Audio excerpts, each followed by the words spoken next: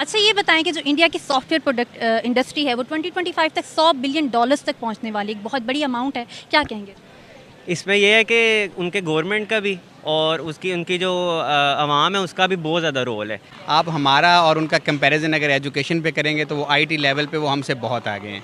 हमने जब स्टार्ट किया था, हमने एमबीए स्टार्ट किया, हमने ग्रेजुअली उसको सारा तबाह करके रख दिया। ठीक है ना, उनके इंस्टीट्यूट्स अच्छे हैं, they are encouraging IT industry, IT exports. अब अगर आप कंपेयर करना चाहते हैं कि पाकिस्तान की इतनी एक्सपोर्ट्स क्यों नहीं हैं, तो उसकी काफ़ी ज़्यादा वजूहत हैं। एक तो ये कि हमारे इंस्टीट्यूट उस लेवल के नहीं हैं आईटी के। एक तो जो आवाम उनकी जो है वो समझते हैं कि हमने क्या करना है और ज़्यादा मोटिवेटेड रहते हैं।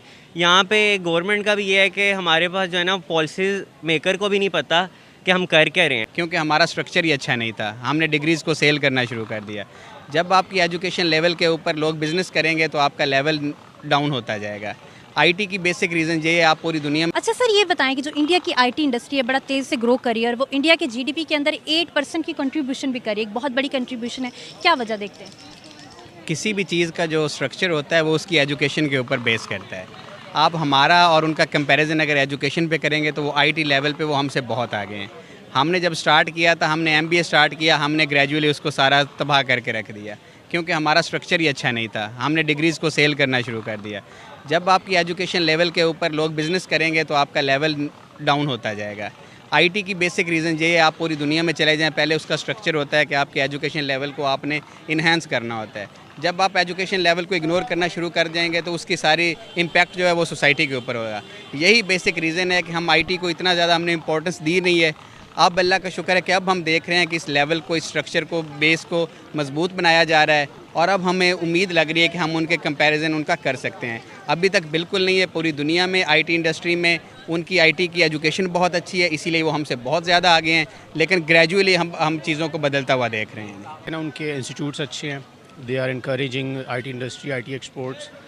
अब अगर आप कंपेयर करना चाहते हैं कि पाकिस्तान की इतनी एक्सपोर्ट्स क्यों नहीं हैं, तो उसकी काफ़ी ज़्यादा वजूहत हैं।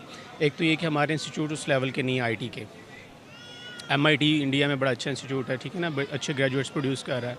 हमारे यहाँ इतने अच्छे आईटी इंस्टीट्यूट्स नहीं हैं, अव्वल तो ये चीज़ है। सेकेंडली जो एक्सपोर्ट्स के हवाले से हमने फैसिलिटेट नहीं किया हुआ, जैसे कि इंडिया में बहुत सारे प्लेटफॉर्म्स अवेलेबल हैं जो एक्सपोर्ट कर रहे हैं। Silicon valley is one of them, ठीक है। तो उनकी अप्रोच जो है ना फॉरेन कस्टमर्स तक बहुत अच्छी है, एक्सेस बहुत अच्छी है। हमारी एक्सेस नहीं है इतनी अच्छी। तो गवर्नमेंट को कुछ इनिशिएटिव लेने पड़ेंगे, जिसमें अब गवर्नमेंट कुछ इनिशिएटिव ले रही है, हमारी एक्सपोर्ट्स बढ़ रही हैं, स्पेशली आईटी एक्सपोर्ट्स भी बढ़ रही हैं। तो एक्सेस की बात है ज़्यादा। ब्रेन तो बहुत है यहाँ पे, इसमें कोई शक नहीं है। प्लस वो पॉपुलेशन भी वहाँ पे ज़्यादा है, तो नंबर्स भी जो है ना वो मैटर करते हैं। अगर यहाँ पे फॉर एग्ज़ाम्पल 20 ग्रेजुएट्स हो रहे हैं पर एनम, वहाँ पे मे बी 120 हो रहे हैं, तो नंबर्स भी काउंट करते हैं। इसमें यह है कि उनके गवर्नमेंट का भी और उसकी उनकी जो आवाम है उसका भी बहुत ज़्यादा रोल है। एक तो जो आवाम उनकी जो है वो समझते हैं कि हमने क्या करना है और ज़्यादा मोटिवेटेड रहते हैं। यहाँ पे गवर्नमेंट का भी ये है कि हमारे पास जो है ना पॉलिसीज़ मेकर को भी नहीं पता कि हम कर क्या रहे हैं। किसी भी गवर्नमेंट वाले को नहीं पता होगा कि पेपल क्या है, या फिर जो है ना प्रोडक्शन जो है वो इधर आके वो सिर्फ करते हैं कि कंपनीज आ जाएं और आके जो है ना असेंबलिंग कर लें, लेकिन ये नहीं है कि मैन्युफैक्चरिंग करनी है हमने यहाँ पे। मैन्युफैक्चरिंग होगी उसके बाद जो है वो इंपोर्ट होगी। हम सिर्फ जो है ना एक्सपोर्ट कर लें और उसके बाद हम चीज़ों को जोड़ के ये कर लेते हैं। तो उसके अलावा मैं अगर फ्रीलांस जो है ना कल मेरे तकरीबन महीने से मैं देख रहा हूँ कि मैंने ना वेबसाइट जो है वो बनानी है। तो सर जैसे इंडिया आईटी हब बनता जा रहा है दुनिया का, आपको क्या लगता है इंडिया इतना फोकस क्यों कर रहा है टेक्नोलॉजी? सबसे ज़्यादा ये है कि आप जब भी आपने देखना होता है फ्यूचर क्या है। आप देखें फ्यूचर अब सारा आईटी के पास है।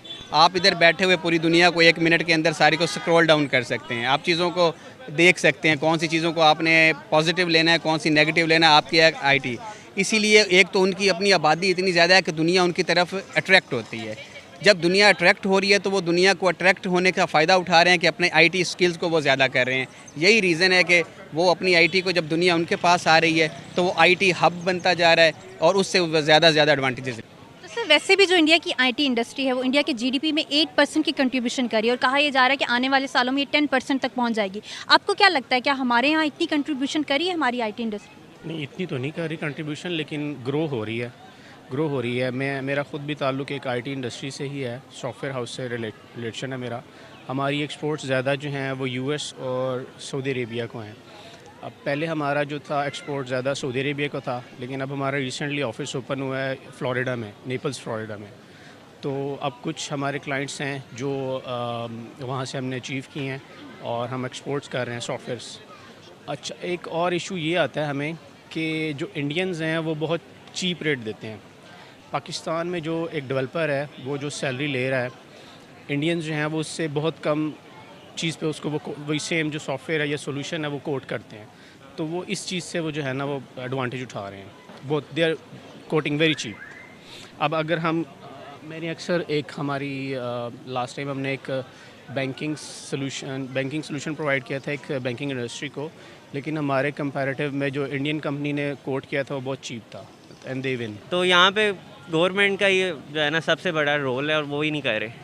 तो जो इंस्टीट्यूट्स हैं, आईटी इंस्टीट्यूट्स पाकिस्तान के और इंडिया के, उनमें क्या डिफरेंस देखते रट्टा है पाकिस्तान में। तो पाकिस्तान में टोटली रट्टा है। मैंने अब 4 साल कि में मेरा आखिरी लास्ट सेमेस्टर है वो सितंबर में शुरू होना है और अभी 7th सेमेस्टर हो चुका है और अभी तक मैंने कुछ भी नहीं, यूनिवर्सिटी से कुछ भी नहीं सीखा। मैंने जो भी कोडिंग सीखी है, वेबसाइट्स बनाना सीखी हैं, कुछ भी सीखा है वो खुद ही यूट्यूब से सीखा है। तो इसमें तो सिर्फ यही है कि आप रट्टा लगा लो। आप जो है ना, इसमें हमें ये सिखाया जाता है कि प्रिंटर क्या है, प्रिंटर कब बना, ये नहीं पता होता कि प्रिंटर जो है वो यूज़ कैसे करना है। तो यही है, इधर रट्टा ही लगता है। तो डिफरेंस देखते हैं आप यहाँ के आईटी एक्सपर्ट्स और इंडिया के आईटी एक्सपर्ट्स? नहीं, नॉलेज वाइज तो बहुत बेहतरीन लोग हैं हमारे। मैं जो आपको बता रहा हूँ वो ज़्यादा प्राइस का इफ़ेक्ट है जो जिसकी वजह से वो विन कर जाते हैं। वो चीप कोट कर देते हैं और फिर विन कर जाते हैं। एक हमें एक रीसेंट एक इवेंट हुआ था ऐसा कि एक यूएस का हमारा क्लाइंट है, सीड फॉर मी है, वो उनकी एक डोनेशन बेस्ड वेबसाइट है। उसको हमने वो पहले सर्विसेज ले लेते थे इंडिया से, लेकिन वो फ्रीलांसर्स थे जो इंडिया में उनको सर्विसेज प्रोवाइड कर रहे थे। बेसिकली कोई फुल फ्लैश कंपनी नहीं थी, फ्रीलांसर्स थे। उनके साथ उन्होंने काम किया तो लेकिन वो ये हुआ कि सही तरीके से सर्विस प्रोवाइड नहीं कर सके और बीच में जो है ना तकरीबन 70% वर्क कंप्लीट करने के बाद वो छोड़ गए उसको सॉफ्टवेयर को। फिर वही टास्क जो है वो हमने टेकअप किया है और अल्हम्दुलिल्लाह अब हमने उसको बड़े अच्छे तरीके से डेवलप किया और डिलीवर किया है। इसमें यह है कि जो हमारी कंपनी है अब उसमें यह है कि फुल फ्लेज कंपनी है, फ्रीलांसर्स नहीं है।